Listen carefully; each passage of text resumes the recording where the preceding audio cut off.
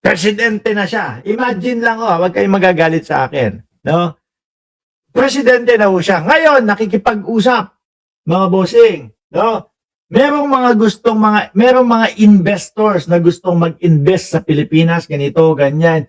Paano kaya ibebenta ng Vice Presidente, no? O ilalako ang dito sa Pilipinas, ganito, no? Yung mga itatayo yung mga negosyo, yayabong dito, lalakas dito kasi ganito, ganyan. Paano kaya ilalako ng Vice Presidente sa mga investors ang Pilipinas, ho, mga kababayan? Ganyan? Yung, ganito. Parang kabado ho ako, mga bossing. Kabado na tipo bang kapag ka naging Vice Presidente si Sara Duterte, yung ekonomiya natin, mga kababayan, baka biglang mag-crash. Baka madaming mga investor ang umalis, sandali. Parang trip-trip lang ngayon yung presidente ng Pilipinas. No? Ilalabas ko muna yung investment ko dito sa Pilipinas. Babalik na lang ako kapag katapos na. Pero wag ko kayo mag-alala, mga bossing. Huwag kayong mag-alala kasi, bakit mga kababayan? Mukhang malayo pa na, mukhang malabo naman po yun. At kailangan pa po nila na mapagtagumpayan yung kanilang depensa para po dito sa impeachment ng Vice Presidente. Kahit nga simpleng question, hindi masagot ni Sara. Paano kung maging presidente siya ng Pilipinas, tanungin siya ng mga foreign dignitary? Ewan ko ho. Yari, siguro tayo, mga kababayan, no? At ayoko ding isipin, no, ng buong bansa, ng buong mundo, na yung mga Pilipino, tingnan nyo, parang may mga tarak sa ulo yung mga yan. Bakit? Tingnan mo yung binoto nila, parang may sablay din. O di po ba? Malamang ganun po ang mangyari dyan, mga kababayan, Ganun ang isipin nila sa atin. Laman ng libro, mangurakot, pumatay at Sabi, sino, asan ba yun? Sabi ni Alonely TV, nandyan na din po si Sir Chris Angel. Ngayon, mga bossing, no? Meron pa tayong isang nakita dito. Merong mga espiya daw, na kapwa natin, mga Pilipino. Para traderin mo ang bayan. Meron daw pong mga espiya, no? Kagaya ng mga kapwa natin Pilipino na ibinebenta ang ating bayan. Mabilis lang po to, mga boss chief mo, sir. Gusto ko lang maimulat sa inyo, mga kababayan, yung mga gawain ng ating ibang mga kababayan. At kung magkano yung natatanggap nila para traderin ang Pilipinas, mga bossing. Game. Magkano para traderin mo ang bayan? May nakausap ako. Dali, tanong kaya natin si Marcoleta.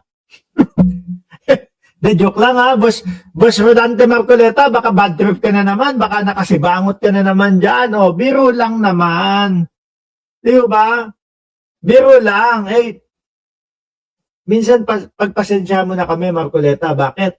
Kasi minsan, hindi namin maiwasan na magkomento ng mga ganon, lalong-lalo na doon sa mga nakikita naming pagkilos mo at pagtatanggol sa China. Kahit na sabihin mo pa paulit-ulit sa akin, Kailan ko pinagtanggol ang China? Di ba? Noon, nung nando kayo sa hearing ni Senator Panfilo Lacson, sinabi ko? No, i-give up ang KIG. There is no such as West Philippine Sea. Hindi rektang sinabi ni Marcoleta na ipinagtatanggol niya ang China. Pero lahat po nung kanyang sinasabi, makapagpapadali po para sa China para mawalan tayo ng karapatan, mga bossing, doon sa mga isla. Again, pakinggan na natin. Ang tatlong Pilipino na naging espiya ng Chinese nationals. Yung dalawa, kawani ng gobyerno, mga staff ng Department of National Defense. Yung isa naman, ka-close ng isang taga-Philippine Coast Guard. Grabe, beruin mo. Nandyan pa ho talaga, mga kababayan, ka-close ng Philippine Coast Guard.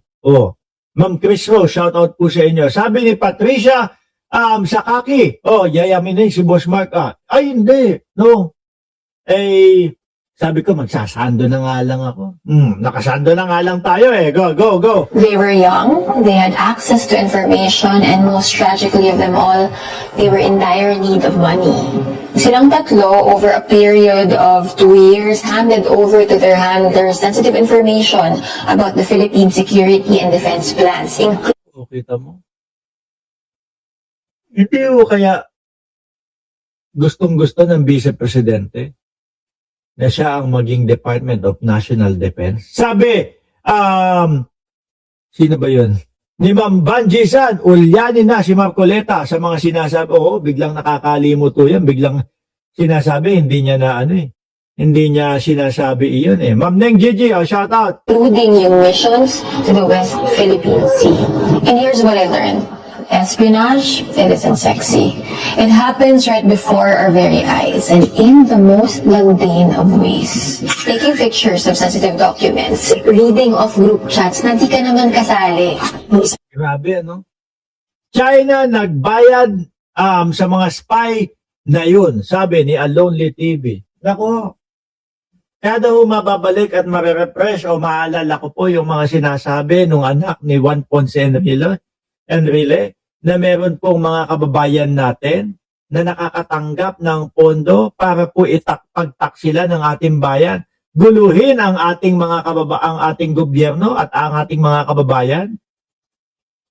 Grabe, nakakagigil, nakakabwisit. Yung iba pa ho doon, makakapal pa ang mukha. No? Na talagang ipinapakita yung mga litrato, pinapakita kung ano ang pakinabang ng China sa kanila. Diba, biruin nyo ho, mga bossing, panahon ho ng ating mga bayani. Panahon ng ating mga bayani, hindi sa kanila alintana kung sila ay mamamatay doon sa pagtatanggol sa ating bayan. Pero hindi ho ito. No? Talagang ipinangangalandakan pa po. At meron pa tayo, mga kababayan, senador at mga senador, na halos ang ipinagtatanggol po ang China, mga boss. Kesa, imbis na ho ang ipagtanggol, ito kagaya nila Commodore J. Tariela, imbis na ho sila yung ipagtanggol, iba pa po ang ipinagtatanggol. Yung mga umaapi pa po, kaila Commodore J. Tariela, mga boss chipa mo, sir. Di ho ba? Ito pa nga, yung chat app nakatago bilang Tetris app daw. Pagpapadala ng pera through food deliveries or leaving money behind in free-to-use lockers ng isang very popular furniture store. Grabe, ano?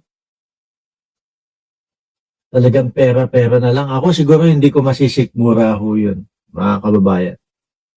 Yung ipagkakanulo mo ang iyong inang bayan, ang Pilipinas, nang dahil lang po sa pera, mga bossing? Hindi. No? Wag nating gagawin iyon. Given na yan, nagbayad ang China, investment for future Philippines is rich in natural and beautiful country. O yan. Totoo mga boss. No?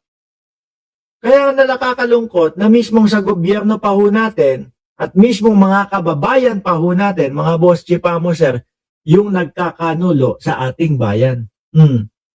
Ngayon buti hindi binigay ni PBBM ang Department of National Defense kay Krung Sara, sabi ni Ardayan. At buti ka mo, maaga nilang nakita, no? Na delikado si BP Sara doon po sa National Council, doon po sa National Security Council. Di ba? Delicate ho. Paano lang kung nandoon ang ating Vice Presidente na alam naman natin at hindi nila maitatanggi na pro-China sila. Paano na lang po kung nandoon sila sa meeting tapos ibinabato na po pala yung mga impormasyon sa China. Di yari tayo. Nandyan na. Yung pinsan ko, wala bang magagawa para matanggal na ang mga maka-China na senador? Ewan ko. Impeach? Yun, si Marcoleta, medyo nanganganib yan, pinsan, ha? No? Mukhang malapit na ang pagbasa doon sa kanyang sose, no? Kung hindi ako nagkakamali, ngayong araw ba yun? O mga 21, 24, something like that. Si Marcoleta, medyo ano na yan.